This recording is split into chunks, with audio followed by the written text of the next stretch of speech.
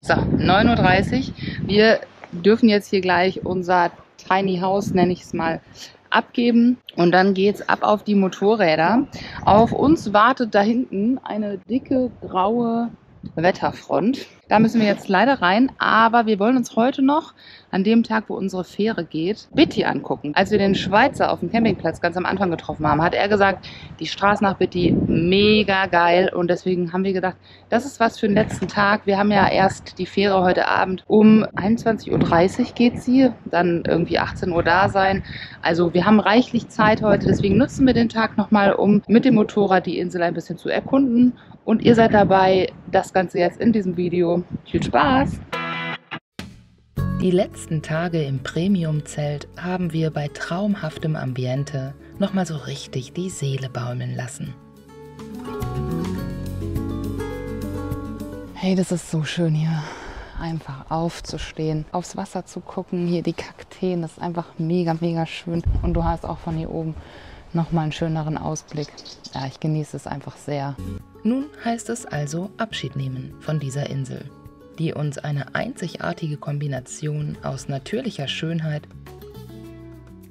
und kulturellem Reichtum geschenkt hat.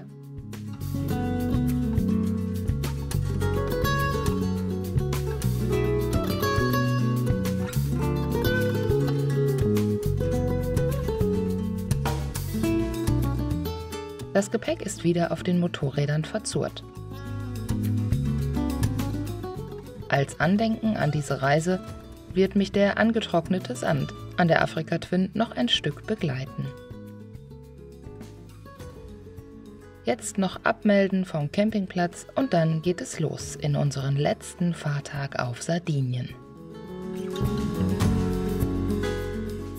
Ein letztes Mal beobachten wir die Surfer in den türkisblauen Buchten, wie sie sich von Wind und Wellen treiben lassen.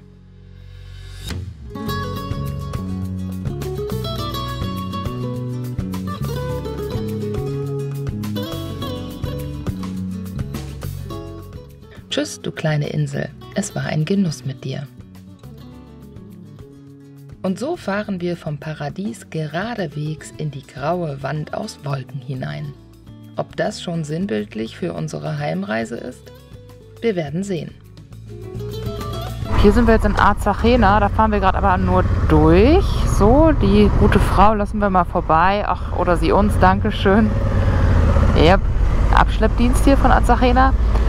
Ja, die Stadt ist halt direkt an der Isola de Gabbiani. So, glaube ich, die nächstgrößte Stadt. Es gibt ja mehrere Möglichkeiten, nach Bitti zu kommen von der Isola de Gabbiani. Ich habe jetzt die gewählt, die mehr durchs Landesinnere geht. Ich fand, die Straße sah irgendwie ein bisschen netter aus, mit ein paar mehr Kurven. Ich bin sehr gespannt, ob wir heute noch nass werden. Das sieht nämlich wirklich so aus, als wenn wir mitten in den Regen reinfahren.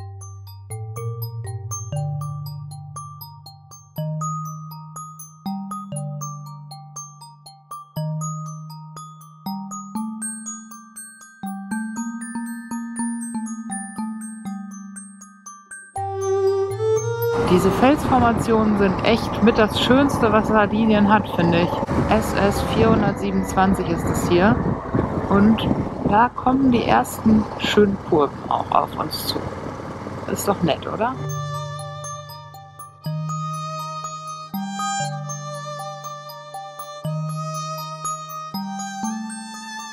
Vorsichtig, ist irgendwas ausgelaufen. Oh, das ist Farbe. Wow. Als ob Sardinien Erbarmen mit den wettergefrusteten Deutschen hat, klaren die Wolken langsam aber sicher auf. Monti, Arrivederci. Boah, das ist so geil mit den Bergen hier. Ich finde ja, das Landesinnere von Sardinien ist mindestens genauso schön wie manche Teile an den Küsten. Ja, die Straßen hier, die sind einfach umgeben von so viel mehr Grün. Boah, das ist einfach, die Farbe ist so voll. Und an der Küste habe ich das Gefühl, es ist oft auch eher ein bisschen trocken. Hier sieht man jetzt auch gerade noch geregnet.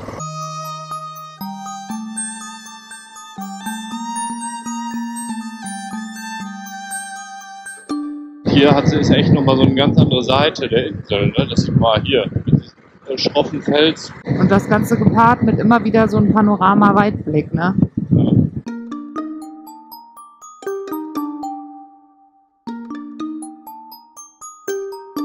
Ja, man hat halt im Voraus, wenn man sich so informiert, liest man so oft die SS 125, geilste Straße, super mega.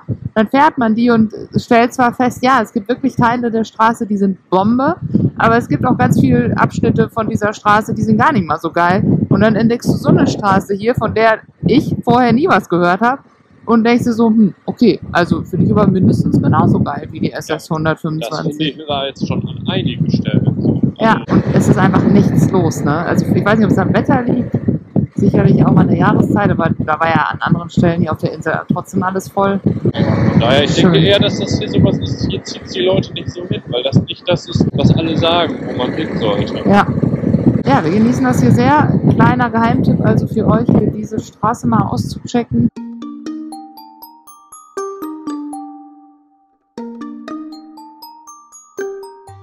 Der Norden Sardiniens ist von Granit dominiert. Die abwechslungsreiche Landschaft aus Bergen und Küste macht das Motorradfahren hier zu einer nie langweilig werdenden Aktivität. Vor allem hier im Landesinneren führt die Strecke durch malerische Hügel und traditionelle sardische Dörfer. Die Straßen in diesem Teil Sardiniens sind wirklich in einem richtig guten Zustand und top ausgebaut.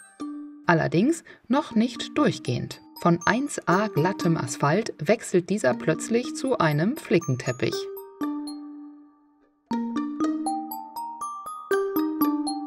Aber gute Nachrichten für alle, die nach uns diese Strecke noch fahren.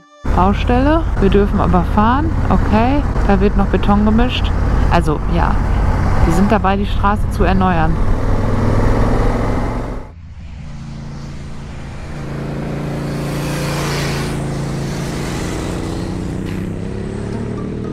Neben Löchern im Asphalt ist nach Kurven auch immer mit Tieren auf der Straße statt hinter Zäunen zu rechnen.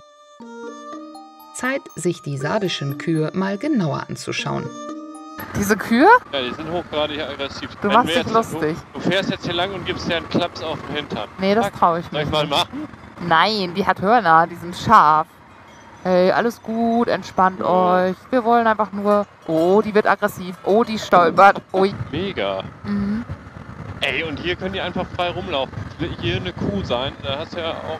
Ja, aber die können doch frei auf die Straße laufen, weißt du, ne? Ja, aber warum, wenn du das hier hast, warum sollst du frei auf die Straße laufen? Ja, ja. Ich glaube, wir sollen uns hier drehen, oder? Was sagt mein Navi? Ich weiß nicht, ob man hier fahren darf, Julian. Da ist noch eine große Kuh. Die kommt da auf uns zu gerade. Die kommt nicht auf uns zu, die läuft weg. Die läuft weg. Ja. Also wir kommen auf die zu. Oh je, die ist auch schon was älter. Ja, die geht zum Angriff über. Die macht sich bereit. Die ist ein bisschen süß. Nee, die sind einfach nur interessiert. Oh, da ist noch eine. Ich finde das, ich bin ja Kuh-Fan. Das sind sehr offene Kühe hier, also ne? hier, was solche Kühe angeht, finde ich das eine gute Sache. Das sind sehr offene. Vielleicht ist das hier auch eine Kuhstraße. Ja, klar. Oh ja. Aber die machen sich schon ein bisschen zum Angriff bereit, oder? Leute, erzählt mal, Alter. Habt ihr schon mal einen Kuhangriff erlebt? Ja, es könnte ja sein. Du hast ja wirklich ein bisschen Angst vor Kühen, Ja, ne? habe ich. Ich hatte einfach mal eine Kindheitserfahrung. Da bin ich zu so einer Wiese, wo Kühe drauf waren, mit meinem Catcar hingefahren. Und plötzlich kamen alle Kühe auf mich zugerannt. Und das waren bestimmt so 30 Stück oder so. Und das hat mich doch ein bisschen erschreckt. Da sind Hunde. Ja, Hunde geil, sind da. Julian. Hunde. Das ist aber jetzt toll. wirklich für mich ganz furchtbar. Was machen wir denn jetzt? Julian. Hunde findest du auch nicht so toll, ne? Julian, lass uns bitte jetzt. Du bist so ein Arsch. Gas gibt und Ja, so. ich drehe jetzt. Ich drehe mich um. Doch. Mann, nimm die Lage doch nicht so ernst. Da Julian, vorne- wenn die mich gleich beißen, dann ist die Lage ernst. Nee. Ich mache hier ganz bestimmt keine Pause. Garantiert nein. Die Hunde kommen doch gar nicht bis hier. Mir ist das scheißegal. Ich fahre jetzt hier. Hier stand auch nirgendwo ein Schild, dass man hier nicht rein. Weiß ich nicht. Weiß ich nicht. Jetzt aber schnell. Hutti. Hast du schon mal einen Hund in eine Beine gehabt irgendwo? Ey, die sitzen da einfach und gucken friedlich wie sonst was. Ja, das ist mir egal. Ich fahre jetzt friedlich wie sonst was hier wieder weg. Caro und die Nähe zur Natur. Liebe, guck mal, wie die guckt. Die ist enttäuscht. Die guckt so. Die war da gerade am Essen und denkt Ja. sich jetzt Ich will nicht am letzten Tag noch von einer Kuh aufgespießt oder von einem Hund gebissen werden. Ey, Furchtbar, du kannst auch ne? nicht so schnell. Guck mal, die erschrickt sich wirklich. Du kannst ja nicht so schnell an so einer Kuh vorbeifahren. Ich habe einen zweiten Gang drin. Ja, und? Hör mal, Ich glaube, was Tiere angeht, haben wir verschiedene Meinungen. das mag sein. Du magst auch Esel nicht. Ich bin auch Esel. Hä, das stimmt gar nicht. Du hast letztens noch gesagt, beim Spazierengehen, Esel gehört alle eine Wurst. Das ist einfach eine Lüge. Oh. Ey, unfassbar. Ich nehme unsere Gespräche nie wieder auf, wenn du gezielt so Lügen verbreitest. Nimmst du gerade noch auf? Natürlich. Ey, warte, stopp. Oh, wie jetzt schön. langsam. Oh, Guck toll. mal. Ich möchte eine Kuh anfassen. Oh. Aber die weiße ist mir ein bisschen suspekt. Oh, das ist eine Albino-Kuh. Die haben riesige Glocken. Also um den Hals. Oh. Sollen wir mal eine Pause machen? Ich mach mal ein Handy-Video. Ach, komm. Caro, du hältst an, hier sind tolle Kühe und du hältst an, um die 2 hässlichsten Kühe, die hier sind, zu fotografieren. Damit hätten wir die deutsch-sardische Mensch-Tier-Beziehung dann auch gestärkt. Die Kühe und ich, wir sind jetzt wieder miteinander versöhnt.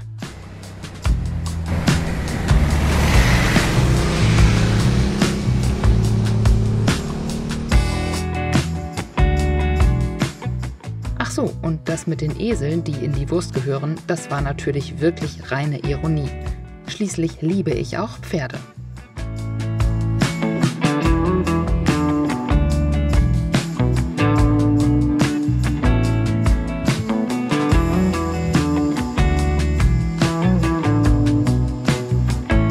So, jetzt so 16 Tage bzw. 22 Tage Neuland zu sehen, macht den Kopf auch wieder so voll mit Eindrücken, dass ich mich ehrlich gesagt auch schon wieder auf Deutschland freue, auf zu Hause, auf die Spaziergänge durch die bekannte Landschaft, die man so um den Wohnort herum hat, aufs Fahrradfahren, auf, ja, witzigerweise einfach mal wieder Kaffee aus einer normalen Tasse trinken und nicht immer aus einem Thermosbecher. Ja, einfach Deutschland. Und das ist halt irgendwie was ich total crazy finde, weil man fährt los und freut sich total auf das Ausland, auf das Neue und ja, in unserem Fall dann auf die Insel. Und 20 Tage später dreht sich das Blatt schon komplett und ja, man freut sich wieder auf Deutschland. Und ich finde, die ersten Tage zurück zu Hause sehe ich dann mein Leben auch wieder mit neuen Augen, weil einfach dieses Unterwegssein, das Reisen, das Neue hat sich schon so gewöhnt, sage ich mal, dass dann das Zuhause-Sein wieder ein bisschen neuer ist und ungewohnter und dadurch irgendwie intensiver. Das ist der Zauber des Neuen und das ist der Zauber des Reisens, glaube ich, des Entdeckens. Das ist Bitty, ne? Wo wir gerade drauf zufahren. 5 Minuten, 3,4 Kilometer, das kann passen. Jo, das passt. Also Bitty überrascht mit einem Understatement irgendwie so. Der Underdog unter den Touristenstädten. Nicht. Nee. Obwohl da oben das ist ganz nett hier, ne? So mit der Burg. Aber also wir fahren jetzt gerade zum Zentrum von Bitty. Ja, ich gebe jetzt gleich als nächstes Ziel Olbia ein. Da ist die Polizei. Was will die Polizei denn hier? Was ist passiert? Hat er alles okay? Wir können weiterfahren? Oder? Ach so, der schützt die Kinder. Oh, guck mal, wie nett. Aber ja, die Straßen an sich sind ganz hübsch, ne? Weil die so ein bisschen so klein und es ist aber auch nichts los hier, oder? Uiuiui, das sind aber Kurven hier. Ganz knapp. Fast hätten wir noch diesen Hund überfahren. Oder war es doch eine Maus? Was haben wir denn jetzt hier? Hier machen wir mal eine kurze Pause. Oh, hier ist der Marktplatz. Ach ja, jetzt hier oberhalb ist es auf jeden Fall nett. Hier gibt es irgendwas zu feiern, glaube ich, ne? Mit den kleinen Fahnen. Oh, guck hier. Wow. Die Stadt Bitty liegt auf etwa 500 Höhenmetern und ihre Sehenswürdigkeiten sind neben den beeindruckenden Wandmalereien eine Kirche und ein Museum, wo die traditionelle Lebensweise der sardischen Landbevölkerung vorgestellt wird. Unfassbar tolle Straße. SP 50 hier von Lodde oder Lodde oder wie man das ausspricht aus. Schlängeln wir uns wie eine Sniper along the road. Wie eine Sniper. Snake. Snake? Wie eine, was ist denn nochmal Sniper?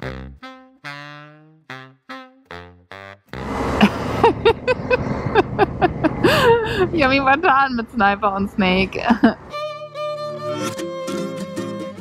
Die Umgebung von Bitti bietet zahlreiche Wanderwege rund um den 1400 Meter hohen Monte Gonare.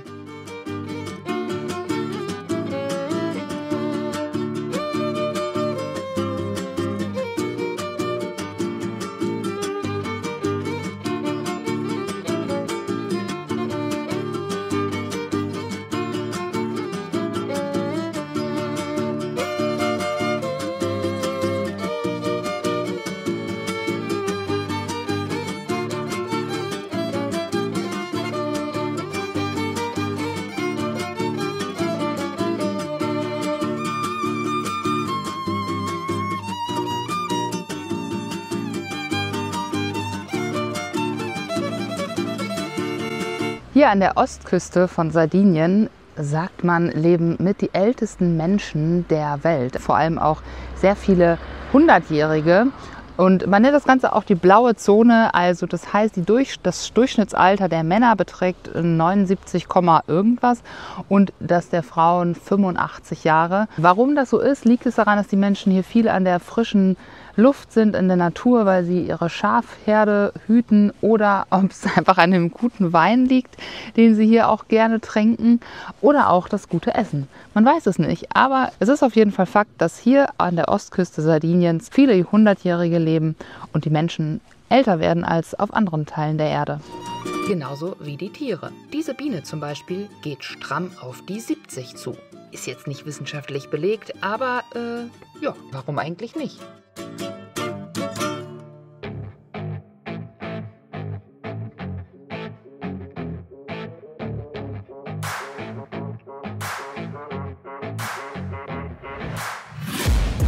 Taking shots at the enemy. I'm gonna make it to the top, leave a legacy.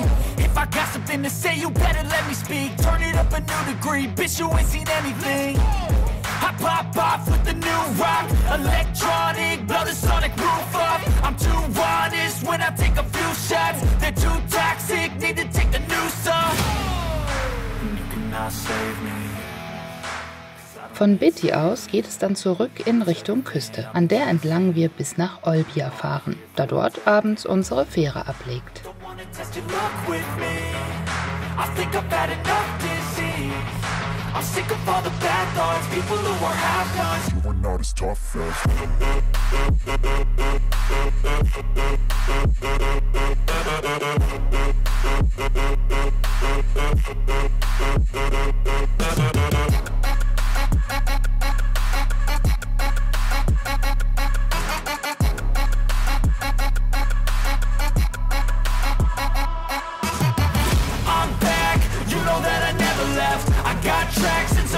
that you never guess. I don't slack, don't lose, learn your lesson yet. When I get to choose what I do, I'm like a weapon.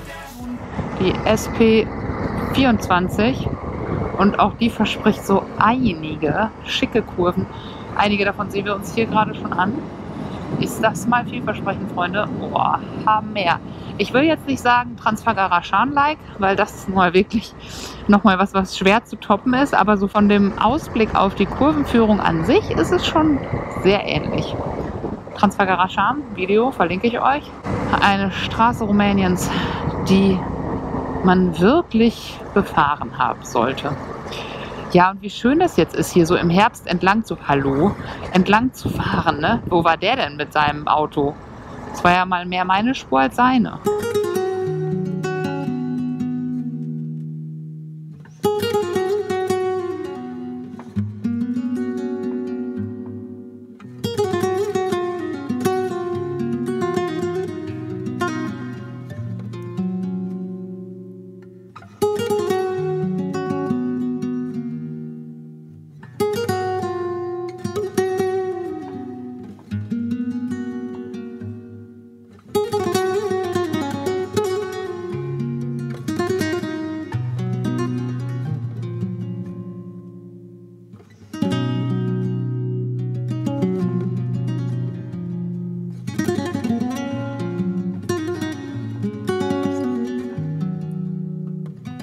Hier ist so ein kleiner ausgetrockneter Fluss. Da sind auch die Schafe am Weiden. Sagt man eigentlich zu Schafen weiden? Schafe fressen und Pferde weiden. Dann wäre das also auch geklärt.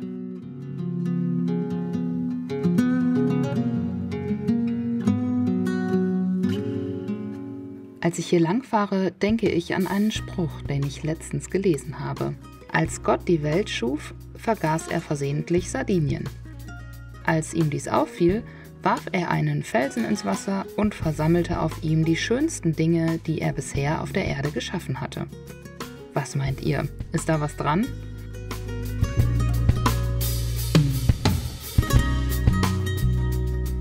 Kleine Pause hier, bevor es dann endgültig nach Olbia geht. Sehr schönes Naturschutzgebiet hier.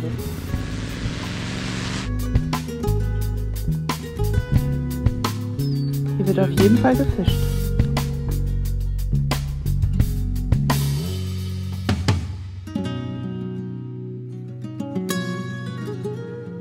Ist klar, warum hier gerade die Möwe so auf ihren Platz beharrt hat. Die hat hier, glaube ich, gerade was gefressen. Einen halben Fisch. Lecker. Bäh.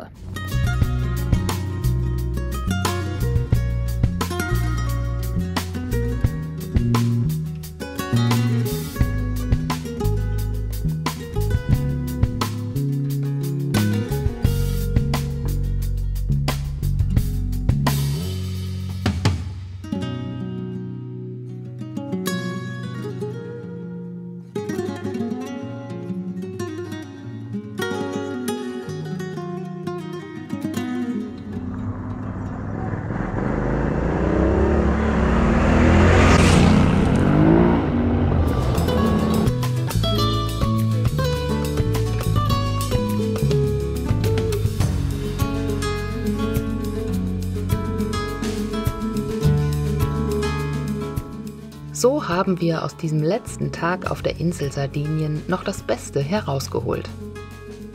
Als wir in Olbia den Hafen erreichen, geht die Sonne bereits unter und schenkt uns eine wunderschöne Atmosphäre an diesem lauen Oktoberabend.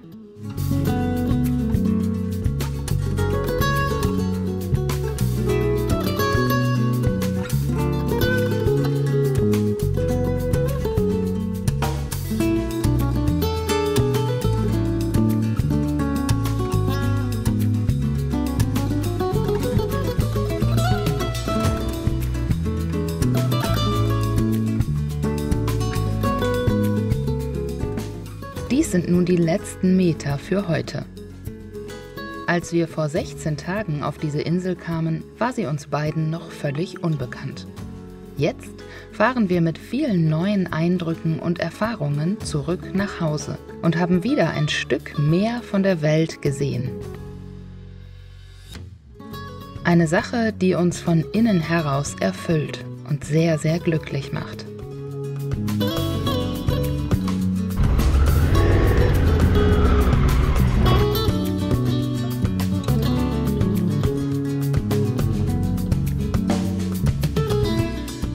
Julian hat beim Verzurren der Tenere diesmal den Weg durch das Motorgehäuse genutzt. Dann kann der Wellengang ja jetzt kommen. Das ist ja wohl hier, ne? So ein Schnürsenkel. Seemannsgarn ist das. Seemannsgarn, das glaubst du ja wohl selber nicht.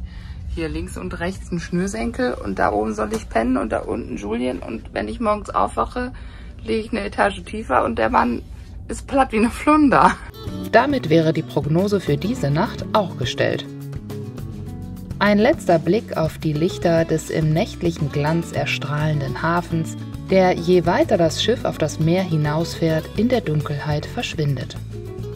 Auf geht's zurück zum Festland. Vor uns liegt eine ziemlich enge Nacht.